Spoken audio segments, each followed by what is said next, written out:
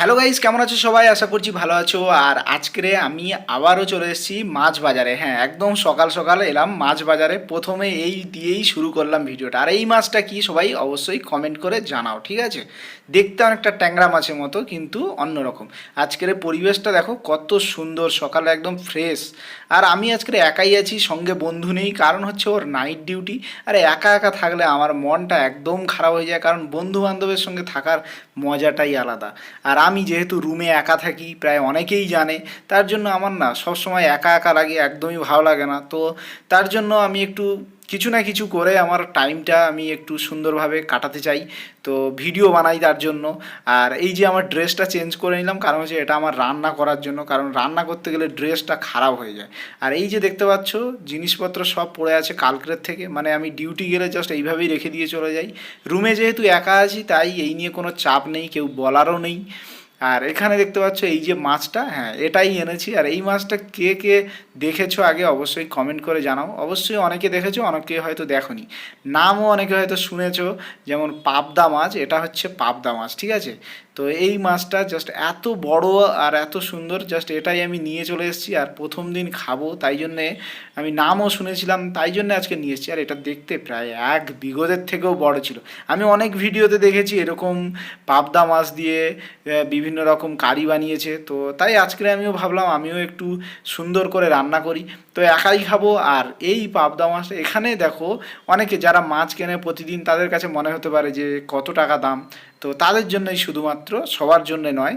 তো এখানেই দেখো পাবদা মাছটা এখানে ছিল 400 টাকা কেজি, দুটোতেই 100 টাকা হয়েছিল। তো যাই হোক, আমি এটাকে সুন্দর করে আজকে রান্না করব। সুন্দর বলতে আমার ভালো মাছ, একটু মাছের ঝাল, এই ধরনের কিছু খেতে ভালো লাগে। এখানে কিচেনে এসে দেখছি কেউই নেই, বেশ ভালো হয়েছে। একা একাই রান্না করব, ভিডিও বানাবো, বেশ ভালো হবে। আর তার জন্য মাছগুলো দেখো কি বড় বড়। আর এই দেখো একদম কড়াটা মনে হচ্ছে অনেক ছোট হয়ে গেছে। দেখো এ মাথা থেকে ও মাথা কত বড় মাছটা, বেশ অনেকটা বড় লাগছিল। ছবিতে কতটা লাগছে জানি না, কিন্তু কড়ায় দিলে বুঝতে পারছো তোমরা যে কত বড়। তো এটাই আজকের খুব সুন্দর করে রান্না করার ট্রাই করব। আর তোমরা আমার ভিডিওগুলো যারা প্রতিদিন ফলো করো, তারা জানো যে আমি এরকমই রান্না করি। যদিও আমার খেতে খুব একটা খারাপ লাগে না, আমার ভালোই লাগে। কিন্তু তোমরা তো আর খেতে পারবে না, তোমরা দেখেই বুঝতে পারবে যে আসলে কারিটা কেমন হচ্ছে, বা প্রতিদিন আমি কেমন রান্না করি। সেটা অবশ্যই যারা ভিডিও দেখো তারা জানো। এই দেখো মাছটা কত বড়, মানে কড়া থেকে বাইরেও বেরিয়ে আসছে। তো যাই হোক, আজকের এই মাছটা রান্না করব। তো চলো তোমরা দেখতে থাকো আমার ভিডিও। যারা রান্না প্রতিদিন দেখো তারা বুঝতে পারবে যে আমি কেমন রান্না করি। যাই হোক, দেখতে অনেকটা সুন্দর লাগে, খেতেও মোটামুটি খুব একটা খারাপ লাগে তা নয়। আর নিজে থেকে বলবো না যে বিশাল ভালো লাগে, কিন্তু আমার মোটামুটি আমার ভালো লাগে। তো সেইভাবে আমি রান্না করি। তো আমার এখানে হসপিটালে যারা আছে আমার ভিডিও দেখে আর বলে আমি নাকি প্রচুর তেল ইউজ করি। আসলে আমি অত তেল টেল দেই না, কিন্তু একটা ব্যাপার হচ্ছে আমি রান্না করে বেশ অনেকক্ষণ রেখে দেই, ঠিক আছে?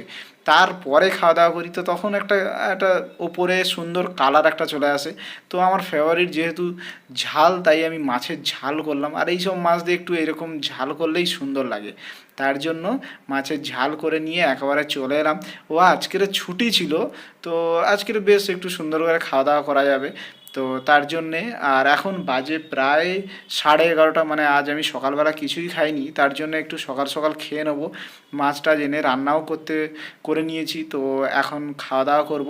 আর মাছটার সাইজ দেখো, বেশ দেখেই খুব সুন্দর লাগছে যে এত বড় একটা মাছ। মানে পাবদা মাছ এরকম বড় বড় মাছ মানে বেশ ভালো। কারণ আগে একবার দেখেছিলাম, আমি চিনতে পারিনি মাছটা, যদিও তখন কিন্তু অনেকটা ছোট ছোট ছিল। এর মধ্যে ডিমও হয়ে গেছে ঠিক এরকম। তবে হ্যাঁ, মাছটা খেতে কিন্তু মারাত্মক টেস্ট ছিল। আর তোমরা যারা ভিডিও দেখে, আমার রান্নার ভিডিও প্রতিদিন দেখো, তারা অবশ্যই বুঝতে পারছো। তো ভিডিও কেমন লাগে অবশ্যই তোমরা কমেন্ট করে জানিও। আর এদিকে ছাদে এসে দেখি এত মেঘ হয়েছে। আর এখানে প্রায়ই এখন বিকেলবেলা দেখি বৃষ্টি হচ্ছে, মানে সারাদিন রোদ হচ্ছে, তারপর বিকেলে বৃষ্টি। তো আমার ড্রেস সব রোদে দিতে হবে, মানে পরিষ্কার করে। তো এখানে এক বালতি হয়ে গেছে প্রায় এক সপ্তাহ, মানে একদিন ছুটিতে বেশ এই সব করতে করতে আমার বেশ চলে যায় সময়টা। আর এইগুলো সব সুন্দর করে আমি ধুয়ে নিয়েছি, নিয়ে এবার আমাকে বাইরে দেবো না ভিতরে দেবো, এই নিয়ে সব আমি ভাবছি। তো এখন বাইরে কিছুটা দেবো আর ভিতরে কিছুটা দেবো, কারণ ভেতরে এই অ্যাসবেস্টারের নিচে যদি দেওয়া হয় তাহলে কি হবে, বেশ শুকনো থাকবে। মানে কাল আমার ডিউটি আছে, আপাতত এই দুটো পরে আমি যেতে পারবো, তার জন্য এর ভেতরেই দিয়ে দিলাম। তো আমার ভিডিওগুলো যদি ভালো লাগে অবশ্যই ফলো করে দাও ফেসবুক থেকে, আর ইউটিউব থেকে দেখলে অবশ্যই সাবস্ক্রাইব করে দিও। বাই।